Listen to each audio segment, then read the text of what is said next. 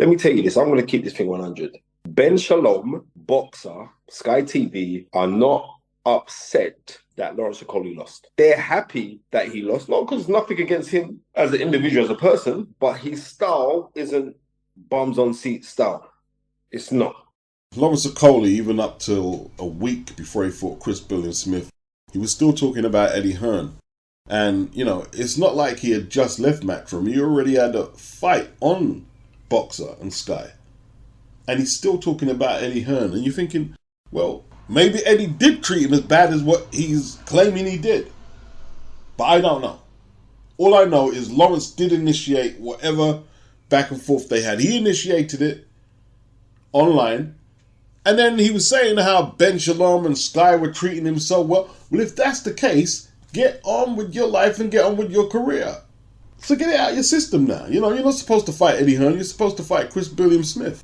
Now, I reckon if this fight had took place on the undercard of AJ versus Jermaine Franklin at the O2 Arena on Matchroom, more than likely Lawrence would have retained his title. That's not being unkind to Chris. Chris deserved his win. But circumstances are circumstances.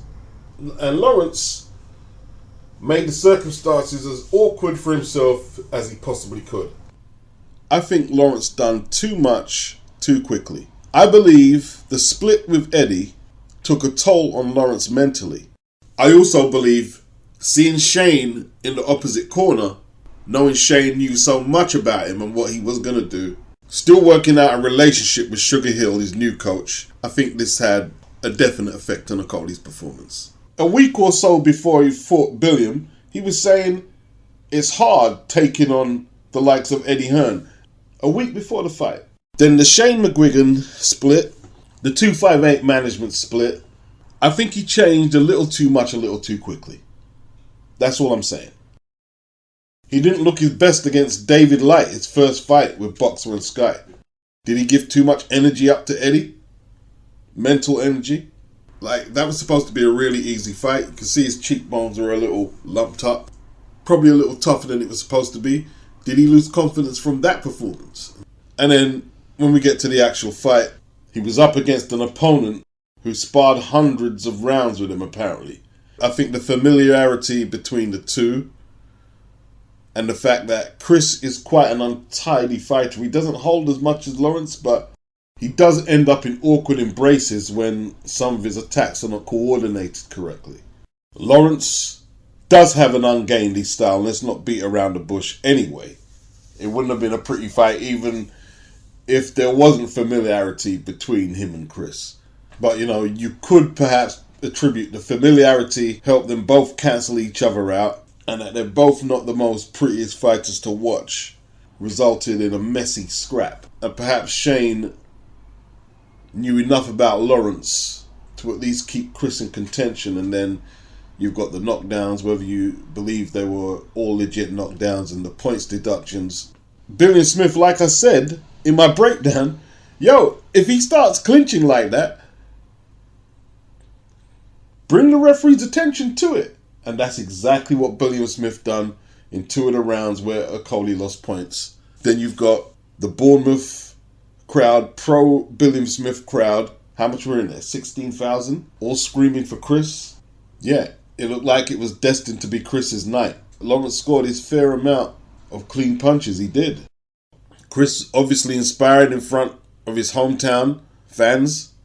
I would argue that if you're going to make Okolie the face of boxing to Ben Shalom, why is he defending his titles in Bournemouth, where Chris Billiam-Smith, the challenger, is the hometown hero? Lawrence is from London. If he's there to be the face of boxing, put him in the O2 and make a big promotion of it. I mean, you don't have to fill out the O2. Just get 13, 14 in there and that's fine. But obviously they didn't have that belief in Lawrence. Boxing, it's all about the psychology, isn't it? A lot of it is just about the psychology. Like I said in my breakdown, and I picked Lawrence to win. Yeah, I'm not saying I got it spot on and all that. I picked Lawrence to win. But I said Chris, because he doesn't have great technical ability or great speed or does anything particularly good, he's fit, he's strong, and he can hit hard. And he definitely came in there in condition. He came in there in shape. I pointed out that Chris must not freeze. And just the other day I was listening to him talking. He was talking about calmness, how calm he was walking out there. And that's exactly where he needed to be. You know, and if you're going to challenge Lawrence Okolie, who's a frustrating guy to fight, you need patience and you need that calmness. Him and Shane, they were hoping for Lawrence to capitulate and defeat himself. Like even the first knockdown. What was that jab Lawrence was throwing? What was that punch? And he got countered and decked. The first point deduction, that was in the 5th round. Lawrence was having a good spell. Not like he came out of an exchange and got hurt and then held on. No, they were both shaping up to make their next move, and he locked up Chris's right arm. Chris pointed to the referee, and it was Anthony Mackin in the hangout who let me know that Shane was screaming at the referee from the corner, letting the referee know that Lawrence was holding on. And that set the tone that resulted in his title getting taken. Lawrence clinches, call the referee to it. He throws any sloppy punches. Make sure you're ready to counter. And Chris was able to absorb Lawrence's best shots. They scored 3 of the knockdowns as legit knockdowns. The points deductions, Lawrence brought that on himself. His reputation, like I said before, came back to haunt him on this one. And the title's gone. The title's gone. And Lawrence's attitude when the title went is like, you know, I woke up in the morning blessed. And that's all good. But he says he doesn't get emotional about boxing and stuff like that. He's very matter-of-factly about what happens. And that's perhaps the problem with Lawrence, is there is no passion there. He hasn't developed a fan base. And I just don't think no one relates to Lawrence like that. There's no passion there. Then you got Rocky story, Chris Billiam-Smith, the underdog, who wasn't supposed to become a world champion, didn't even attempt to hide his emotions when the decision went his way and he held the belt aloft. Was crying for his mum who has cancer. His fan base ain't going nowhere in Bournemouth. He's going to be endorsement friendly if he's successful, if he can hold the belt for a few defenses. What has Lawrence got going for him? Now, I know some people ain't going to like what I'm saying here, yeah? Because they know I've supported Okolie and I've supported Boatsi. But these two need to take a hard look at themselves. You were signed to 258 management. You have both been on numerous Anthony Joshua undercards. You've both left Matchroom complaining about, you know, no visibility, the promoter was bad. And now you're on Sky and look at their 3 fights. Boatsi's fought once and Okolie's fought twice. Look at the reviews they're getting. Does this look like they're developing any type of fan base? If you couldn't cut the mustard in becoming a star on Matchroom, on Anthony Joshua undercards, same management team, in the UK, you're going to struggle to do it with Ben Shalom. That's just the truth. That's just the absolute truth. Financially, the Matchroom boom has been the most successful period of British boxing. And if you was along on a train and couldn't get over the hump, that's either because you weren't good enough in the ring or you couldn't market yourself outside it. Callum Smith, he's fought on a few AJ undercards. And Callum don't have a great personality. He's challenging for his 2nd world title soon. You know, the likes of Dillian. His name will always be associated with Anthony Joshua for the first fight they had. And he's been on a few Anthony Joshua undercards. Joshua wanted him on the undercards because he knew he brought value. We saw what he did selling that first fight they had. And he's a free agent. He wasn't contracted to Matchroom. You know, without pointing out everything Lawrence did wrong or what I think he did wrong, sometimes you can't prepare for the occasion.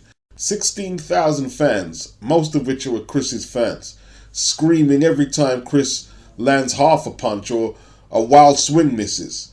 You know, when it gets sticky on the scorecards, you know, a couple of deductions, a few knockdowns against Lawrence, you can't plan for that. The crowd screaming for Chris Billiam-Smith, and that took Lawrence out of his comfort zone as well. And Chris Billiam-Smith and Shane took advantage of that. The 2nd and 3rd knockdowns, yes, you know, they are disputable. They are disputable knockdowns. But how did they occur? Like, Lawrence was chasing the fight.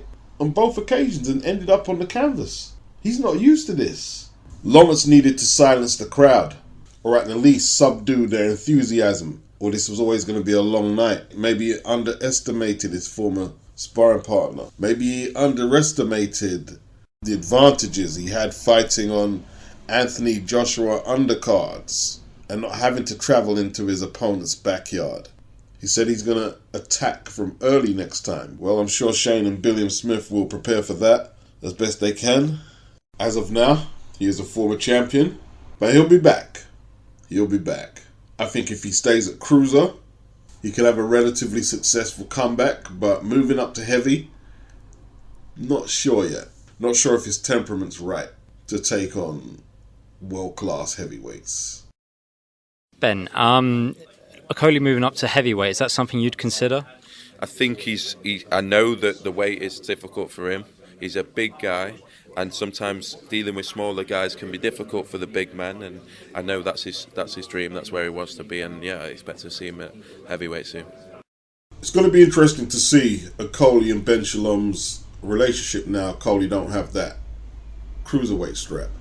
I mean, Okolie said, yeah, he's going to run it back with Chris Billiam Smith, and I'm assuming he means straight away. Ben Shalom didn't mention anything about the rematch. He seemed to find all the positives if Lawrence went up. I haven't heard Lawrence complain about the weight, but it sounded to me like Ben Shalom was saying, yeah, it's time for him to go up. Is he trying to ship him out? Get him out of the way? Get Billiam Smith to take a few low-key defenses, and if Riakporhe can beat Gulamarian, we'll get a unification, Billiam Smith versus Riakporhe, the rematch, and just ship Lawrence out to heavyweight and get him out of the way. Lawrence is very headstrong. He wants that rematch, so let's see how it plays out. And if Ben does prefer Billiam Smith as champion over Okolie, he wouldn't want an immediate rematch because there's a good chance Lawrence would beat him. Looking at Lawrence's last two performances at cruiser, it will be easier to match him at heavy because potential rivals and promoters won't see him as the threat he once was, perhaps. He might actually be viewed as a good scalp, former cruiserweight champion. Lawrence, it was a difficult, very, very difficult night for him on Saturday night. He'll want to work out what went wrong, how it went wrong, and go back to the drawing board, really, and maybe he'll need some time to do that, and that's what we'll probably encourage. Go back to the drawing board. Go back to the drawing board is what we're encouraging, and all this support you want to give Lawrence. No, you want Lawrence out the way. Lawrence got knocked down a couple of times. A couple of them were questionable, but he didn't finish the fight with any ill effects. He's ready to go and take the rematch. Let's get that straight, right? What Ben Shalom is alluding to is they want Lawrence out the way. And out the way is bung him up to heavyweight right now. But let's see how the fighters feel next week. Given the outcome, I mean, obviously we saw, Ben, at the fight, Richard Riakporhe was there and probably necessarily there to call Lawrence out, and that event didn't manifest itself. Where do you now see Richard Riakporhe's opportunity?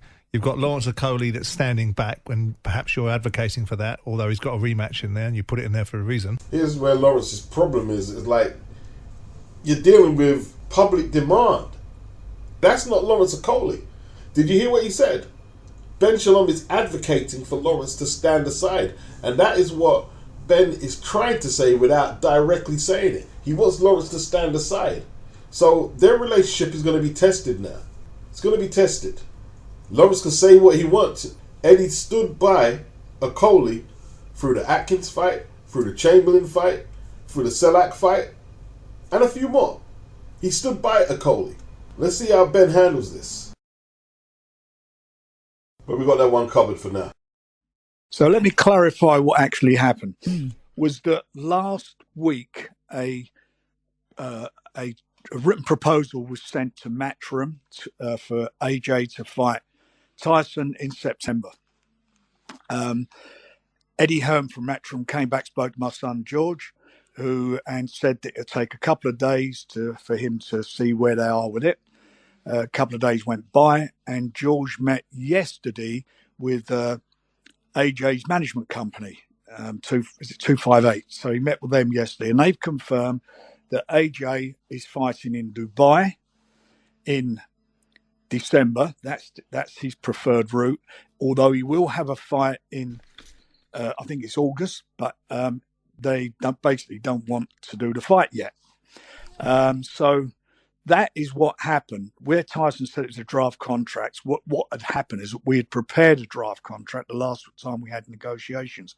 So there was nothing really to be worried about as far as negotiations are concerned. It's just whether they wanted to fight or not. So the situation is that Tyson has been desperate to make a fight against him, as he was against Usyk.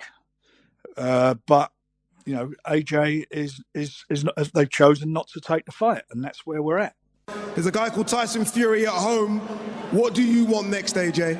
Well, you know me, I try and provide for the fans. So whatever, I know who the fans want. Who do the fans want? You heard that? They said Fury. They said Fury, yeah? Well, the ball's in his court. I would 100% be honoured to compete for the WBC Heavyweight Championship of the world. I stand here and I say that proudly. That would be an honour. So wherever you are, if you're listening, you know my management, you know my promoter. We've had dialect before, so let's continue this and hopefully we can get this on sooner than later. We ain't getting any younger. Do you know what I'm trying to say? That was post-fight Jermaine Franklin, and Joshua, he did call Fury out. Fury didn't respond. Was he thinking, yeah, I'm going to fight Usyk? Was he concentrating on the new baby his wife had? I don't know. He didn't respond. Since then, we've heard that he was going to fight Francis Ngannou. He was going to fight Zhang. Then Dempsey McKean. Then it was Jai Opataya. And then it came round to Anthony Joshua all of a sudden. Joshua replied to Eddie, didn't he say he was going to fight Dempsey McKean or Jai Opataya? And he kind of laughed it off. They seem to have a path planned out. They're going to fight Dillian in August. And then the Wilder fight should be in December. In saying that, there's nothing nailed in for him to fight either Dillian or Wilder. So in theory, he could take that fight with Fury. Now, if Frank Warren and the Tyson Fury sycophants are going to call to that and say, see, we tried to make the fight and he ducked it. Well, I don't see it like that. AJ's not fighting on Tyson Fury's time because Tyson Fury's a lunatic. He offered Anthony Joshua the fight last year and then started putting all these time limits on when the contract had to be signed. It was crazy. He was making videos every second. And even this time around, he said, I promise I won't make 1 million vids and keep putting pressure on. Meaning, he knew he made it difficult last year for that fight to happen. Let's keep it real. Tyson Fury and Frank Warren, they're using AJ as damage control from the fallout with their inability to nail down the Usyk fight. And it's been a total embarrassment for all concerned.